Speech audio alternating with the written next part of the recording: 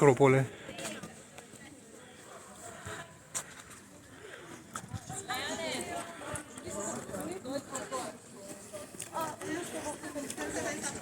Grupuri după grupuri, scap de unii, dai de alții.